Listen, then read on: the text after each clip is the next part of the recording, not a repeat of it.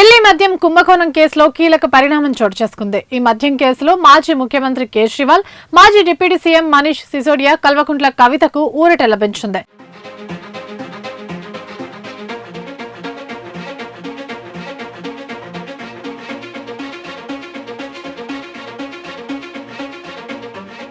మద్యం కుంభకోణంలో తాజాగా రౌస్ అవెన్యూ కోర్టు విచారణ జరిపింది. ఈ విచారణలో నిందితులపై నమోదైన కేసులను ధర్మాసనం కొట్టేసింది.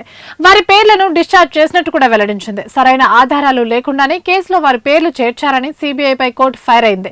అభియోగాలు మోపిన 22 మందికి ఈ కేసు నుంచి విముక్తి కల్పిస్తున్నట్లు పేర్కొంది. కోర్టు తీర్పు తర్వాత కేజ్రీవాల్ స్పందించారు. ఆక్కు చెందిన 5 నేతలను జైల్లో పెట్టారు. నా జీవితంలో ఎన్నడూ తప్పు చేయలేదు, కేవలం విపక్షాలపైనే ప్రధాని మోదీ దృష్టి పెట్టారని ఆరోపించారు. ప్రజా సమస్యలను మోదీ పట్టించుకోరు, నాపై ఎన్నో తప్పుడు కేసులు పెట్టారు, ఆమ్ ఆద్మీ పార్టీని నాశనం చేసేందుకు ప్రయత్నించారు.